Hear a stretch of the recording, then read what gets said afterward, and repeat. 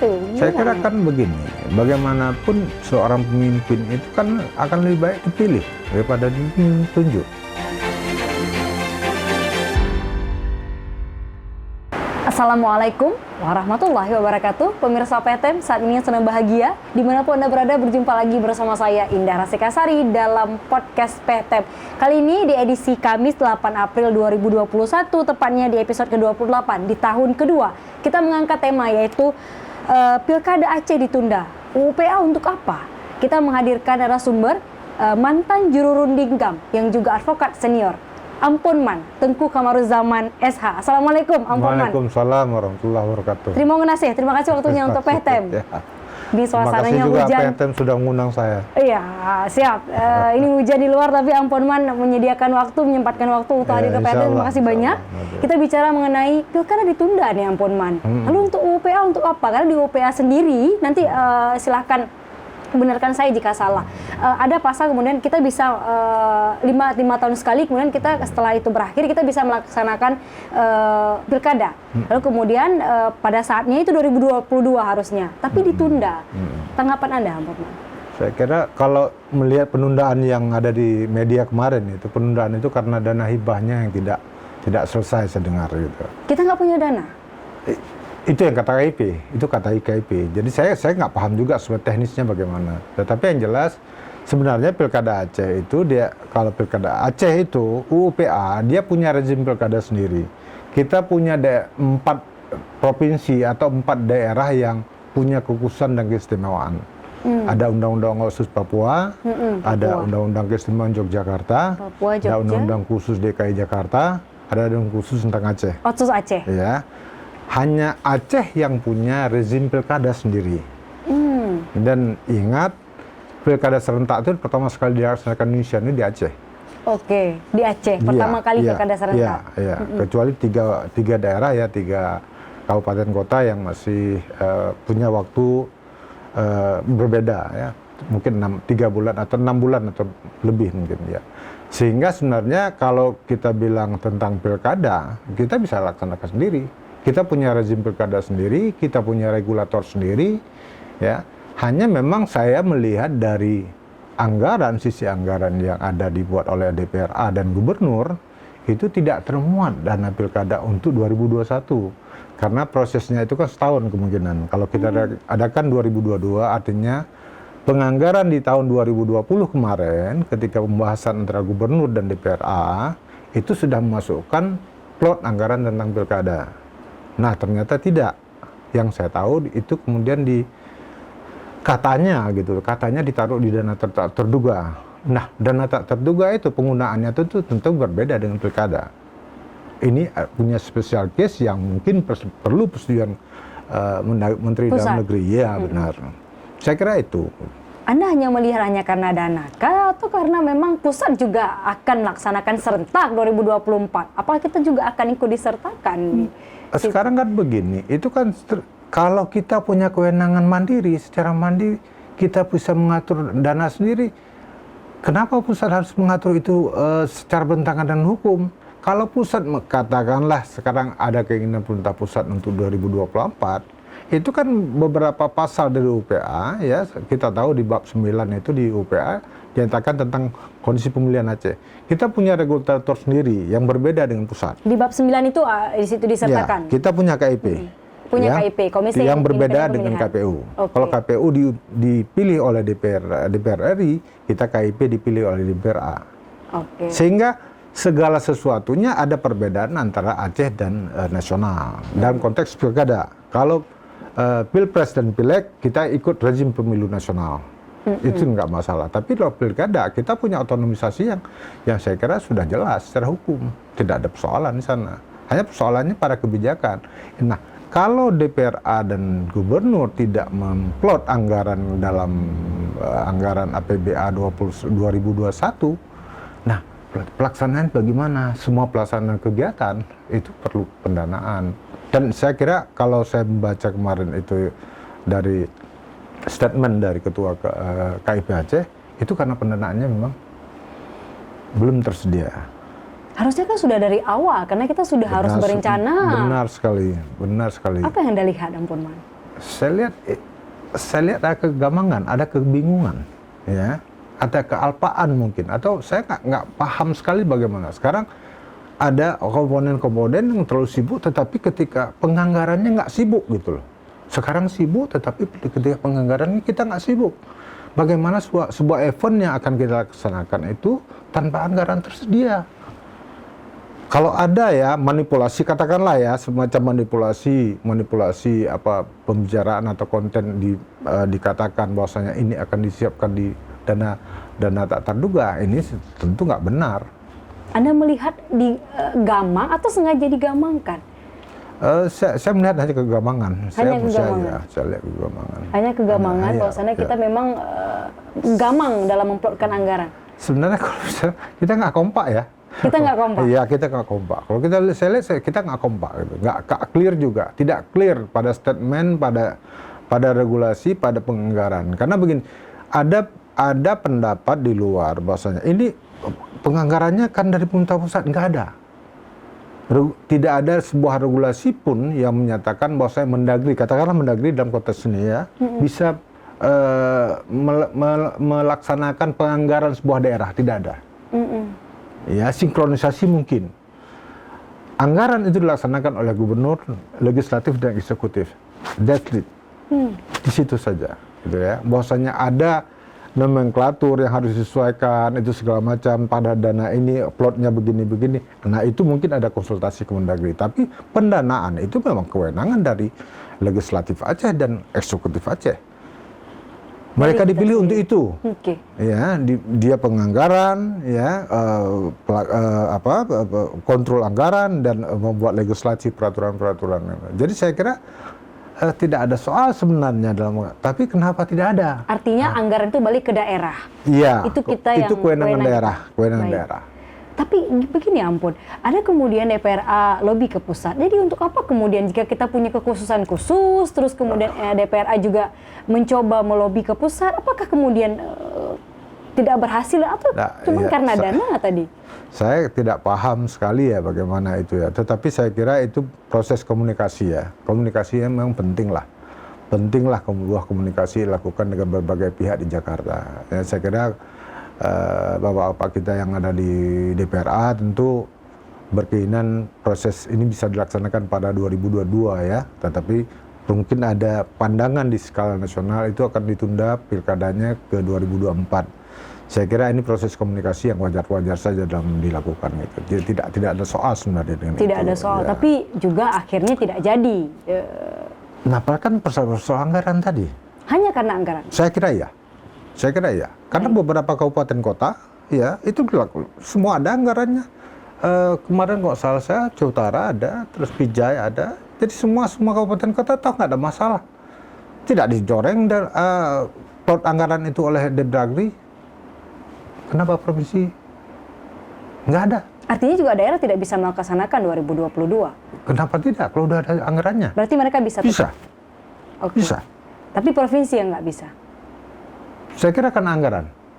Kalau menurut pandangan saya hanya karena anggaran. Balik ke anggaran. Iya. Saat rapat kemudian ampun, ada kemudian ketua DPRA di situ, ada kemudian partai lokal di situ, ada kemudian partai nasional juga di situ. Tapi juga ada representatif dari tokoh, misalkan Mualim, Muzakir Manaf, kemudian juga ada Abu Rezak, tidak hadir pada saat itu. Apakah kemudian artinya kita bisa baca ini, kita menyalahkan pusat, kemudian ini nggak jadi, karena kemudian banyak tokoh-tokoh dari GAM menginginkan tahun depan kita pilkada. Iya.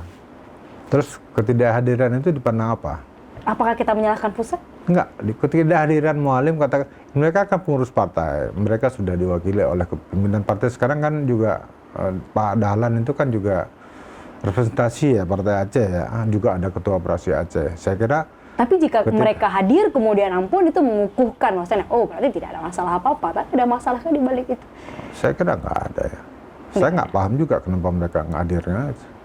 Kapan acara? Saya juga nggak tahu kapan acara itu ya. Kalau memang ada pun saya kira nggak ada masalah. Kalau mereka pun tidak hadir tidak ada masalah. Representasinya ada di Partai Aceh ya, di fraksi Partai Aceh yang ada di DPRA. Karena kalau ini suara Dewan Legislatif itu sudah ada perwakilannya. Tapi kalau ini suara partai itu mungkin jadi masalah gitu. Tapi kita harus bedakan ini dua, antara partai dan dewan. Karena dewan itu sifatnya kolektif, kolegial. Tapi kalau partai itu personal, ya, arti kepentingan personal. Nah, kalau kita melihat kenapa misalnya ada senario rezim pilkada akan dilaksanakan 2024. Kalau kita lihat dalam konteks nasional ya, ini juga sebenarnya bukan kepentingan pemerintah. Artinya bukan kepentingan negara bangsa, tapi kepentingan partai-partai politik nasional. Ini kepentingan partai politik nasional? Ya. Parnas? Iya. Maksudnya gimana? Saya kira kan regulasinya jelas 5 tahun ya, 5 tahun ya. Pilkada itu 5 tahun. Kalau ada, ini kan ada kepentingan partai, saya nggak ngerti juga kenapa misalnya mungkin ini bisa dianalisa lebih lanjut ya. Tapi kita lihat di Parnas juga misalnya, kalau kalau Demokrat misalnya setuju aja deh Pilkada 2022, nggak masalah. Tapi kalau Golkar kan 2024 gitu. Ini kan kepentingan partai politik. Artinya Pilkada serentak ini kepenting. Serentakkah atau tidak serentakkah, dia ada muatan kepentingan partai politik. Jadi bukan kepentingan negara bangsa. Ini kepentingan partai? Saya kira iya. Bahwasanya ada proses katakanlah efisiensi, penghematan segala macam. Ini harus dilihat lagi gitu. Artinya kemudian negara ingin 2024 itu keinginan bukan partai? Bukan negara, ya. Saya lebih melihat ini dengan partai politik. Nah, partai politik mana yang Anda lihat? Ya bisa aja dilihatlah di nasional siapa yang minta 2024, siapa yang minta setuju 2022 kan bisa dilihat itu. Baik, berarti partai yang minta itulah yang... Ya, sementara kan di Aceh kita pernah partai politik lokal dan kita punya regulasi rezim pilkada yang strict sebenarnya itu sudah selesai kita dengan ada waktu kepala daerah yang 5 tahun, jangka waktu 5 tahun, ada proses pilkada yang dilaksanakan secara 5 tahun, regulasinya 5 tahun gitu. Kita kemudian bagaimana pengambilan sumpah, regulatornya kita KIP bukan KPU ya dalam konteks pilkada ya. Jadi sebenarnya nggak ada masalah kalau di Aceh. Hanya memang kalau saya lihat sekarang itu penganggarannya yang jadi soal kalau menurut saya gitu. Jadi kalau penganggarannya nggak ada ya KIP juga bagaimana melaksanakannya. Karena terus terang itu dana hibah yang diberikan oleh pemerintah kepada KIP. Tapi kemudian sempat ramai juga Ampun, jadi bagaimana partai-partai lokal khususnya misalkan dari representatif GAM itu menginginkan memang tahun 2022. Iya, kita bisa memang 2022, bisa. Kita masih bisa 2020. Jadi itu terus yang digaungkan. Apa kemudian kepentingan itu kepentingan partai lokal kah atau memang kepentingan masyarakat luas ada juga di situ? Saya kira kan begini, bagaimanapun seorang pemimpin itu kan akan lebih baik dipilih daripada ditunjuk. Apalagi yang menunjuknya itu nggak sama kayak dulu ya. Kalau dulu kan ditunjuk oleh misal dipilih juga atau kan dipilih kan? Kalau ditunjuk itu kan ya namanya ditunjuk. Iya kan? Dia bisa melaksanakan apa? Dia hanya bertanggung jawab pada penunjuknya, bukan kepada pemilihnya. Kan beda lah. Dan jangka waktu yang 2 tahun saya kira juga nggak sehat buat tata kelola pemerintahan. Ya, itu nggak sehat. Saya kira menurut saya gitu. Dan tidak sehat lah ya tata kelola pemerintahan orang itu ditunjuk tanpa dipilih. Apakah rakyat itu dia punya chemistry sama rakyat? Bukan persoalan dia, kalau saya baca statement Mendagri itu bukan persoalan dia dipercaya atau tidak percaya oleh pemerintah gitu, tapi dia dipercaya atau tidak dipercaya oleh rakyat. Ada chemistry nggak antara dia pemimpin dengan rakyatnya? Artinya pemerintah hari ini nggak punya chemistry dengan rakyat? Saya nggak bilang itu. Saya bilang nih ya kalau dipilih PLT ada chemistry nggak? Kita harus pertimbangkan itu. Yang Anda lihat seperti apa hari ini? Tidak, nggak bisa konklusikan ngomong saya itu terus artinya begini. Ini adalah sebuah saya kemungkinan. Saya cuma menyimpulkan, Enggak, ini kemungkinan. Kalau kemungkinan itu bukan kesimpulan, ya nggak bisa kita ngambil kesimpulan. Artinya kalau PLT, dia kan orang ditunjuk. Apakah dia punya chemistry? Kan perlu riset lanjutan lagi. Apakah rakyat terima dia, gitu kan? Gitu. Jadi, artinya terlalu dini untuk menyimpulkan. Artinya menurut saya ini akan menimbulkan kegamangan, akan menimbulkan sebuah gap ya antara rakyat, kepercayaan rakyat kepada pemimpin itu antara pemimpin dengan yang untuk memberikan instruksinya kepada atau pendapatnya kepada rakyat. Saya kira itu. Berarti artinya kalau 2024 pun nanti kita melaksanakan pilkada, Ampun, Anda melihat seperti apa? 2024 nanti kita akan... Saya kira Aceh akan hancur, saya kira. Akan hancur? Ya. Kenapa, Ampun? 2 tahun PLT itu bukan waktu yang pendek. Lalu, kenapa akan hancur? Bisa terjadi apa saja. Saya sudah bilang tadi kan, bagaimana orang yang dipilih sama orang yang ditunjuk. Artinya benar Bisa chemistry itu terjadi nggak ada. macam-macam. Saya prediksi saya akan hancur. Saya prediksi saya seperti itu. Kenapa sampai se-ekstrim itu prediksi Anda, Ampun? Harus ekstrim dulu. Kalau ada baik nanti alhamdulillah. Tapi ekstrim dulu kita berpikir. Kenapa kita harus ditakutkan dengan kehancuran itu? Maksudnya kenapa Bukan. 2000 Saya kan ngomong tadi ada chemistry antara pemilih. Kalau Anda bayangkan Anda dipimpin oleh bukan katakanlah seorang kecil di kampung yang Anda tidak pilih, dia ditunjuk oleh camat. Saya berlaku sewenang-wenang segala macam. Camatnya slow aja atau wali kotanya yang tenang-tenang aja. Karena camat dia tunjuk itu, ya. Tapi rakyatnya yang menderita kan. Suara rakyat itu kadang-kadang nggak didengar oleh camat atau wali kota. Tapi kan Anda gitu. mendengar itu, suara-suara itu? Bukan itu.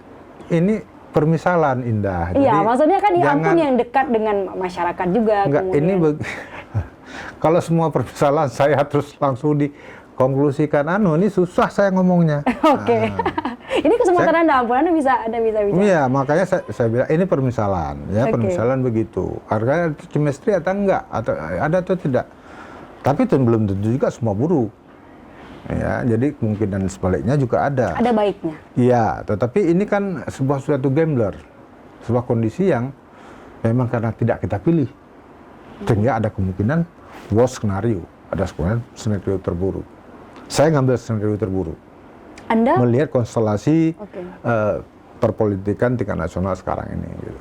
Tapi Mas Rodini kalau tadi 2022 misalkan 2 tahun, Ampun. Tapi kemudian diberikan kesempatan kalau nanti andai saja misalkan kita 2024 misalkan melaksanakan pilkada. Artinya kan kita bisa melihat sampai 2024 seperti apa. Kenapa kita harus kemudian ekstrim sekali gitu? Maksudnya kita harus. Indah kan minta pendapat saya. Iya, maksudnya bagaimana Pendapat Ampun saya. melihat? Saya melihat begitu. Ada situasi politik nasional, aroma politik nasional yang tidak sehat, yang terbelah. Sejak Pilpres yang lalu, terus Pilpres kedua juga terbelah, malah makin terbelah sekarang ya. Itu kondisi-kondisi yang tidak sehat. Dan Aceh terus terang ada perbedaan dengan pilihan-pilihan di tingkat nasional gitu. Hanya Aceh, mungkin Sumatera Barat, mungkin yang punya perbedaan pilihan-pilihan secara nasional gitu. Dan kita melihat ini kan potensi-potensi yang selalu ada. Tapi sekarang kita baik-baik aja ya sama pusat, Ampun. Saya kira iya. Saya nggak nolak itu. Tapi kita daerah termiskin kan? Kita daerah Ya, termiskin. Itu aja. Baik-baik saja tapi miskin gitu. Oh, itu bukan indikator. Enggak itulah. Kita baik-baik aja. Karena Indah bilang itu sendiri, kita baik-baik aja. Ya, udah baik-baik saja. Namun kita dapat predikat termiskin itu aja. Tapi kita masih miskin, Ampun. Balik ke pilkada, Ampun. Ya. Apa kemudian yang Ampun lihat? Kalau seandainya kita Aceh 2022 dan 2024, apa kemudian hal yang baik di 2022 dan 2024? Saya kira kalau baik 2022 itu semua sesuai skenario regulasi dan pemimpin. Sesuai OPA? Iya. Dan pemimpin yang terpilih, regulasi OPA maupun masa jabatan gubernur yang ada dan bupati yang ada, ya wali kota yang ada, ya. Tadi tidak ada kekosongan jabatan. Artinya semua pemimpin walaupun itu nanti dia adalah pemimpinnya katakanlah tidak sebagaimana diharapkan pemilih, tapi konsekuensi dari pemilihan ya itu gitu. Itu yang kita terima gitu. Dan mungkin pemilih ya udah saya udah memilih dia gitu kan. Ya kok saya terima sekarang konsekuensi. Tapi itu saya kira ini on track lah ya, on track. Kan dia ada dua ya. Kalau PLT itu kan dia kalau penundaan pilkada itu atau pemilu itu ada dua, ada by accident, ya sesuatu yang katakanlah ada bencana alam, uangnya nggak cukup segala macam ya kayak Aceh ini sekarang ya kondisinya uangnya nggak ada atau negara bangkrut gitu ya, sesuatu yang ada accident tertentu gitu sehingga kita perlu menunda pilkadanya. Tapi ada juga by design gitu kan, kalau ini sekarang kayak kelihatan by design gitu, by design. Ini by design kelihatannya, Anda lihat? Iya. Karena memang keinginannya itu kan datang dari pemerintah pusat, ya bahwasanya dengan alasan efisiensi segala macam. Tidak ada masalah buat daerah-daerah yang seperti saya bilang tadi, 4 daerah khusus dan istimewa ini, 3-nya itu mungkin tidak masalah. Tapi buat Aceh bermasalah. Karena ada regulasi yang mengatur secara khusus tentang rezim pilkadanya gitu. Itu aja. Artinya bukan hanya uang, tapi juga ini didesain, Ampun? Enggak. Kalau pilkada 2024 saya kira by design gitu. bukan accident, karena tidak ada sekarang kan nggak ada dibilang negara tidak bilang kondisi dalam keadaan bangkrut misalnya. Tapi kalau pandemi katanya, kita nggak melihat pandemi itu persoalan kan. Kita lihat beberapa daerah di Indonesia sudah melaksanakan pilkada dengan tenang aja kan, di situasi pandemi malah susah-susah. Jadi saya kira kalau pandemi sudah bukan alasan yang cukup signifikan digunakan, karena itu sudah berlangsung gitu. Ada beberapa pilkada yang sudah berlangsung. Dengan kondisi yang Anda lihat, ampun, kapan prediksi Anda kita akan melaksanakan pilkada? 2023 kah? Atau malah ikut? Ya, kalau melihat pendanaan, kita akan melihat pendanaan dulu ya. Kita nggak bilang pilkada dulu. Saya ingin melaksanakan pilkada besok ya. Ada 4 pem ya kan? Artinya pembelian kertas segala macam itu semua rapat-rapat semua segala macam dengan uang. Kalau uang tersedia, saya kira kalau memang ada penundaan, ini penundaan karena memang ketidaksediaan dana gitu. Jadi penunda sebentar mungkin, mungkin 6 bulan ya. Mungkin 6 bulan artinya 6 bulan mungkin 2022 juga? Atau 2023? Saya kira akan masuk 2022 juga ya, di akhir mungkin atau di awal 2023 ya. Mungkin saya kira gitu. Karena kalau nggak salah saya bulan 5 ya, bulan 4 ya. Bulan 4 ya, jadi bulan 4, saya kira itu sekitar itu, 4 bulan 2023 ya. Bulan 4 2023. Kalau ada penundaan, karena anggarannya tidak tersedia. Artinya kita juga tidak ikut dengan pusat, ampun, kalau Anda melihatnya. Saya kira iya. Kita bisa Aceh bisa otonom menentukan sendiri. Kita bisa menentukan sendiri. Karena saya bilang beberapa kabupaten kota itu semua punya dana pilkada. Mereka sudah siap dong. Berarti artinya daerah bisa mendorong provinsi untuk 2023? Ya mereka harus tunda juga. Kan kalau mau serentak seluruh Aceh, mereka harus tunda juga. Dan ada keuntungannya, mungkin ada 3 kabupaten kota, 3 kabupaten ya. Kalau salah Pidijaya, Tamiang, Aceh Selatan kalau salah saya. Itu 3 atau Pidijaya, Aceh Selatan dan Subu Salam. Saya lupa, itu sekitar 3 kabupaten kota itu yang ada perbedaan dengan daerah lain gitu ya. Saya kira bisa dibuat serentak sama itu nanti misalnya kan skenarionya. Saya kira biarlah bapak-bapak kita kan di legislatif dan eksekutif yang memutuskan itu. Kita kan hanya mengawati aja gitu. Kita mengawati. Tapi ya kita sangat menyayangkan ya kalau memang terjadi itu, terjadi sampai PLT itu 2 tahun itu pasti tidak sehat. Saya hampir bisa menggaransi itu tidak sehat. Melihat atmosfer perpolitikan ya, di secara nasional ya, dan itu nggak sehat gitu. Garantinya sakit. Ampun. Ya, terima kita kasih lihat banyak, Ampun Man, sudah berbagi di PETEM. Terima kasih Indah. Terima kasih. Pertanyaan-pertanyaan yang tajam. Advokat senior, senang sekali bisa sharing. Terima kasih. Terakhir, Ampun Man, ya, boleh. Closing statement Anda untuk tema ini, silakan. Untuk tema ini saya kira, saya kira kita berharaplah pemilu kada itu bisa dilaksanakan secepatnya. Kalau ada pun penundaan ya paling 3 atau 6 bulan ya. Untuk persoalan pendanaan tadi ya, bagaimanapun orang yang kita pilih, walaupun kita salah memilih, itu akan lebih baik daripada orang yang ditunjuk. Ya, saya kira itu. Lebih baik kita salah memilih daripada orang yang ditunjuk. Ya. Terima kasih banyak. Tengku Kamaruzzaman, Ampun Man SH sudah berbagi dengan PETEM. Terima kasih Linda. Mantan Juru Urun Ninggal. Iya. Terima kasih juga Anda pemirsa PETEM sudah subscribe. Ayo subscribe dulu, tekan tombol lonceng untuk tetap update informasi dari kami. Saya Indra Sekasari pamit. Wassalamualaikum warahmatullahi wabarakatuh. Sampai jumpa di episode berikutnya.